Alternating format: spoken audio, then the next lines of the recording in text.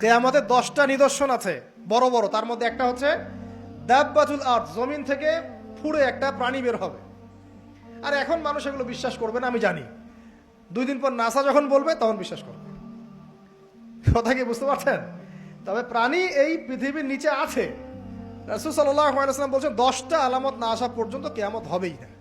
তার মধ্যে একটা হচ্ছে দাব্বাতুল আরদ, জমিন থেকে একটা প্রাণী বের হবে, এবং এই প্রাণী শুধু বেরই হবে না, মানুষের সাথে কথাবার্তা বলবে। এবার মানুষের সাথে কথা বলবে প্রাণী। বিশ্বাস করছেন? এখন বিশ্বাস করছেন না জানি, কিন্তু প্রাণী মানুষের সাথে কথা বলবে। আল্লাহ পাক বলাতে পারেন না? পারেন। আচ্ছা, সামনে যান। ওই প্রাণী যখন দাঁড়িয়ে আছে রাস্তায়, এখন এই বালক বলছে আজকে আমি প্রমাণ করে নিব যে আল্লাহর আনুগত্যশীল ওই পাদ্রী সঠিক নাকি ওই জাদুকর সঠিক। এবার সে একটা ইট হাতে নিল, পাথর হাতে নিয়ে এসে বলছে, আল্লাহ তোমার কাছে যদি ওই জাদুকরের কাজের চাইতে এই পাদ্রীর কাজ বেশি পছন্দনীয় হয়, এই ইটের আঘাতে এই জন্তুকে তুমি মেরে ফেলো আল্লাহ। এ বলেছে বিসমিল্লাহ বলে পাথর নিক্ষেপ করলো, নিক্ষেপ করার সাথে সাথেই জন্তু ডেড। তখন তার আইন আল ইয়াকিন, হাক্কুল ইয়াকিন হয়ে গেল যে হ্যাঁ, আল্লাহর কাছে এই পাদ্রীর আমলই সবচেয়ে বেশি পছন্দনীয়। তার আর মনে কোনো সংশয় থাকলো না। কিশোর মানুষ না, কতটুকুই বা বোঝেন নাই? এবার তার মধ্যে একটা ইয়াকিন চলে আসলো এবং সে পরিপূর্ণ মুমিন মুসলিম হয়ে গেল। এবার যখন সে রাজ দরবারে যায়, তার কাছে পেশেন্ট আসে, মানে একজন মানুষ এসেছে, সে বলছে যে আমার চোখে সমস্যা। সে চোখে হাত দেয়, হাত দিয়ে বলে যে আপনি আল্লাহর প্রতি ঈমান নিয়ে আসেন, আমি আল্লাহর কাছে দোয়া করব, চোখ ভালো হয়ে যাবে।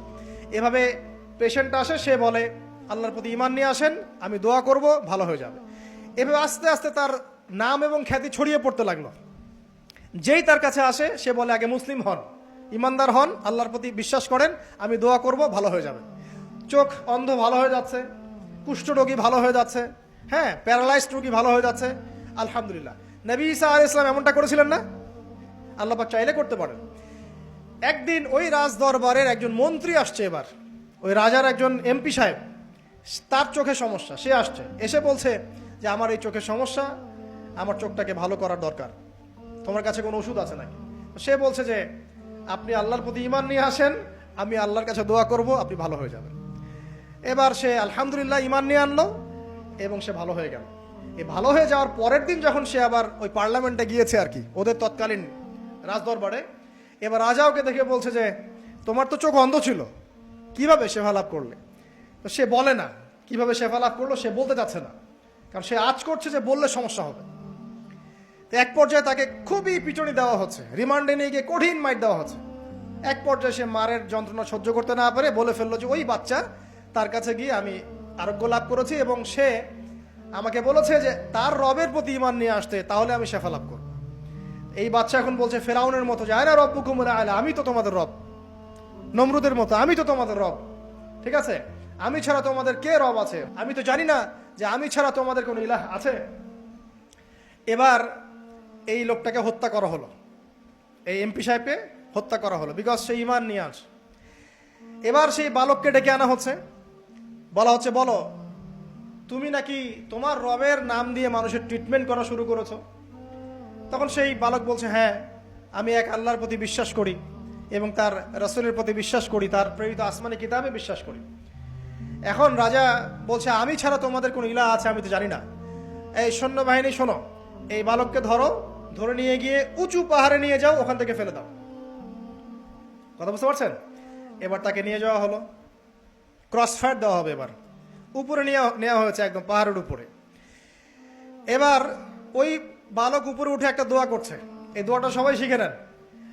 ওই বালক উপরে উঠে দোয়া করছে আল্লাহুম্মা কফিনিহিম বিমা শি'তা, আল্লাহুম্মা কফিনিহিম বিমা শি'তা, আল্লাহুম্মা কফিনিহিম বিমা শি'তা। পাহাড় থরথর করে কাঁপা শুরু করলো এবং ওই সৈন্যবাহিনী পাহাড় থেকে পড়ে গেল, বালকের কিচ্ছু হলো না।